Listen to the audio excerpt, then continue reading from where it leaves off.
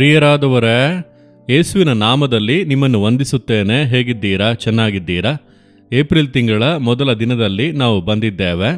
ಈಗ ತಾನೇ ಜನವರಿ 1ನೇ ತಾರೀಕು ಬಂದ ಹಾಗೆ ಇತ್ತು. 3 ತಿಂಗಳು ವೇಗವಾಗಿ ಹೋಗಿ 4ನೇ ತಿಂಗಳಲ್ಲಿ ಬಂದಿದ್ದೇವೆ.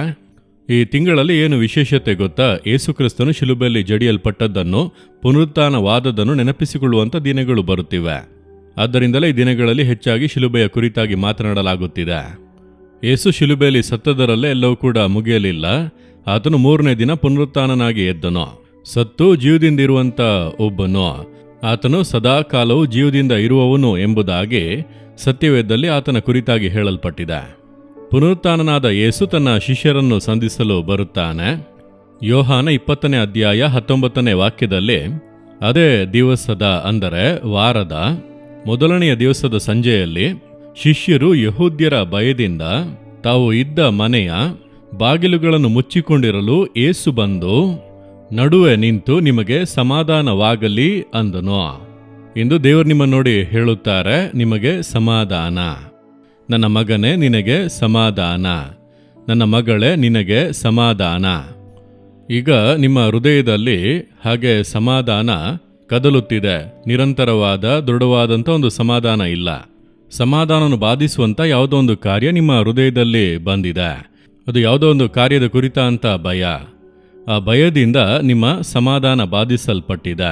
ಅದು ನಿಮ್ಮ ಅವಶ್ಯಕತೆಗಳ ಕುರಿತ ಭಯವಾಗಿರಬಹುದು, ಭವಿಷ್ಯತ್ ಕಾಲದ ಕುರಿತ ಭಯವಾಗಿರಬಹುದು, ಕೆಲಸ ಮಾಡುವಲ್ಲಿ, ಸೇವೆ ಮಾಡುವಲ್ಲಿ ಬರುತ್ತಿರುವಂಥ ವಿರೋಧಗಳು, ದುಷ್ಟ ಮನುಷ್ಯರಿಂದ ಉಂಟಾಗುವಂಥ ಸಮಸ್ಯೆಗಳು ಭಯವಾಗಿರಬಹುದು. ಯಾವುದೋ ಒಂದು ಕಾರ್ಯ ಅಥವಾ ದೇಹದಲ್ಲಿ ಒಂದು ರೋಗ ಬಂದಿತಲ್ಲ, ಏನಾಗುತ್ತದೋ ಎಂಬಂಥ ಒಂದು ಭಯ ಇರಬಹುದು. ಅದು ನಿಮ್ಮ ಸಮಾಧಾನವನ್ನು ಬಾಧಿಸುತ್ತಾ ಇದೆ. ಇಲ್ಲಿ ಶಿಷ್ಯರ ಕುರಿತಾಗಿ ಅವರು ಯಹೂದ್ಯರಿಗೆ ಭಯಪಟ್ಟದ್ದರಿಂದ ಇಲ್ಲಿ ಅವರಿಗೆ 3 ವಿಧದ ಭಯಗಳು ಇವೆ. ಒಂದು ಮನುಷ್ಯರ ಕುರಿತಂಥ ಭಯ. ಈ ಧಾರ್ಮಿಕ ಮುಖಂಡರು ಯೇಸುವನ್ನೇ ಶಿಲುಬೆಯಲ್ಲಿ ಹಾಕಿ ಕೊಂದರು, ಇನ್ನು ನಮ್ಮನ್ನು ಬಿಡುತ್ತಾರಾ? ಮನುಷ್ಯರ ಕುರಿತ ಅಂತ ಭಯ. ಎರಡನೆಯದಾಗಿ ಭವಿಷ್ಯತ್ ಕಾಲದ ಕುರಿತ ಭಯ. 3.5 ವರ್ಷಗಳು ಯೇಸುವಿನೊಂದಿಗೆ ಇದ್ದೆವು. ಎಲ್ಲವನ್ನೂ ಕೂಡ ಬಿಟ್ಟು, ಕುಟುಂಬವನ್ನು ಬಿಟ್ಟು, ಕೆಲಸವನ್ನು ಬಿಟ್ಟು ಯೇಸುವಿನ ಹಿಂದೆ ಬಂದೆವು. ಇನ್ನು ಮುಂದೆ ಏನು ಮಾಡುವುದು? ಹೇಗೆ ಬಾಳುವುದು? ಇದುವರೆಗೂ ಯೇಸು ಆಹಾರ ಕೊಟ್ಟನು, ವಸ್ತ್ರ ಕೊಟ್ಟನು, ಎಲ್ಲವನ್ನು ಕೊಟ್ಟನು, ಯೇಸುವಿನೊಂದಿಗೆ ಇದ್ದೆವು. ಈಗ ಆತನು ಸತ್ತು ಹೋದನು, ಈಗ ಏನು ಮಾಡುವುದು ಎಂಬಂಥ ಭವಿಷ್ಯತ್ ಕಾಲದ ಕುರಿತಂಥ ಭಯ. ನಂತರ ಮರಣ ಭಯ. ನಮ್ಮನ್ನು ಬಿಡುತ್ತಾರಾ? ನಾವು ಹೇಗೆ ಬಾಳುತ್ತೇವೆ? ಯೆರೂಸಲೇಮನ್ನು ಬಿಟ್ಟು ನಾವು ಹೋಗುವುದಕ್ಕೆ ಸಾಧ್ಯವಾ? ಭಯ, ಮರಣ ಭಯ. ಇಂತಹ ಭಯ ಅವರ ಹೃದಯವನ್ನು ಆವರಿಸಿಕೊಂಡಿದ್ದರಿಂದ ಬಾಗಿಲನ್ನು ಮುಚ್ಚಿಕೊಂಡು ಆ ರೂಮ್ನಲ್ಲೇ ಇದ್ದಾರೆ, ಹೊರಗೆ ಹೋಗಲಿಲ್ಲ. ತೋಮನು ಮಾತ್ರ ಹೊರಗೆ ಹೋಗಿದ್ದನು. ಆಗ ಯೇಸು ಬಂದು ನಡುವೆ ನಿಂತು ನಿಮಗೆ ಸಮಾಧಾನ ಅಂದರೆ ಏನರ್ಥ? ಭಯಪಡಬೇಡಿ, ನಾನು ಜೀವದಿಂದ ಇದ್ದೇನೆ.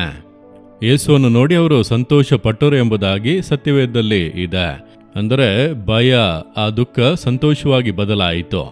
ಇಂದು ನಿಮ್ಮ ಜೀವಿತದಲ್ಲಿ ಯಾವುದು ಭಯಪಡಿಸುತ್ತಾ ಇದೆಯೋ ದೇವರು ಸಂತೋಷವಾಗಿ ಬದಲಾಯಿಸಲಿದ್ದಾರೆ. ನೀವು ಭಯಪಡುತ್ತಾ ಇರುವಂಥ ಕಾರ್ಯ ಸಂತೋಷವಾಗಿ ಬದಲಾಗುವುದು. ನೀವು ಭಯಪಡುತ್ತಿರುವ ಪರಿಸ್ಥಿತಿ ಸಂತೋಷವಾಗಿ ಬದಲಾಗುವುದು. ಇಂದು ಅದ್ಭುತ ನಡೆಯಲಿದೆ. ಯಾಕೆ ಗೊತ್ತಾ? ಸತ್ತವನಾದೆನು, ಈಗ ಯುಗ ಯುಗಾಂತರಗಳಲ್ಲಿಯೂ ಬದುಕುವವನಾಗಿದ್ದೇನೆಂದು ಯೇಸು ನಿಮ್ಮನ್ನು ನೋಡಿ ಹೇಳುತ್ತಾನೆ. ನನ್ನ ಮಗನೇ, ಮಗಳೇ, ಭಯಪಡಬೇಡ. ನಾನು ಜೀವದಿಂದ ಎದ್ದಿದ್ದೇನೆ, ಮರಣವನ್ನು ಸೈತಾನನ್ನು ಜಯಿಸಿ ಎದ್ದಿದ್ದೇನೆ. ನಾನು ಲೋಕವನ್ನು ಜಯಿಸಿದ್ದೇನೆ, ಆದ್ದರಿಂದ ನೀನು ಭಯಪಡಬೇಡ, ನಿನಗೆ ಜಯ ಕೊಡುತ್ತೇನೆಂದು ಹೇಳುತ್ತಾನೆ. ಧೈರ್ಯವಾಗಿ ಹೇಳಿರಿ, ದೇವರೇ, ನಾನು ಭಯಪಡುವುದಿಲ್ಲ, ನೀವು ನನಗೆ ಇದ್ದೀರಿ. ನನಗೆ ಸಮಾಧಾನವನ್ನು ಕೊಡಲು ನೀವು ನನಗೆ ಇದ್ದೀರಿ. ನನಗೆ ಜಯ ಕೊಡಲು ನೀವು ನನಗೆ ಇದ್ದೀರಿ. ನಾನು ನಂಬುತ್ತೇನೆ, ಭಯಪಡುವುದಿಲ್ಲ ಎಂಬುದಾಗಿ ಹೇಳಿರಿ. ಒಂದು ದೊಡ್ಡ ಸಂತೋಷ ಹೃದಯವನ್ನು ಆವರಿಸುವುದು. ಹೇಳುವಿರಾ? ಹೃದಯದಲ್ಲಿ ಕೈ ಇಟ್ಟುಕೊಂಡು ಹೇಳಿರಿ, ಯೇಸುವೆ, ನಿಮ್ಮ ವಾಕ್ಯಕ್ಕಾಗಿ ಸ್ತೋತ್ರ ಅಪ್ಪ. ನಾನು ಭಯಪಡುವುದಿಲ್ಲ, ಕಳವಳಗೊಳ್ಳುವುದಿಲ್ಲ, ನನಗೆ ಸಮಾಧಾನವನ್ನು ಕೊಟ್ಟಿದ್ದೀರಿ. ನಾನು ಧೈರ್ಯವಾಗಿರುತ್ತೇನೆ, ಭಯಪಡುವ ಎಲ್ಲ ಪರಿಸ್ಥಿತಿಗಳನ್ನು ಬದಲಾಯಿಸುತ್ತೀರಿ, ನಿಮಗೆ ಸ್ತೋತ್ರ. ಹಿಂದೆ ನನ್ನ ಜೀವಿತದಲ್ಲಿ ಒಂದು ಅದ್ಭುತವು ನಡೆಯಲಿದೆ, ನಾನದನ್ನು ಹೊಂದಿಕೊಳ್ಳುತ್ತೇನೆ.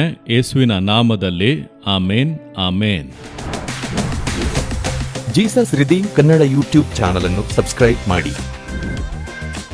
ಸಬ್ಸ್ಕ್ರೈಬ್ ಬಟನ್ ಕ್ಲಿಕ್ ಮಾಡಿ ಮತ್ತು ಬೆಲ್ ಬಟನ್ ಒತ್ತಿ. ಅನುದಿನ ಕಾರ್ಯಕ್ರಮದ ಮಾಹಿತಿ ಪಡೆಯಿರಿ.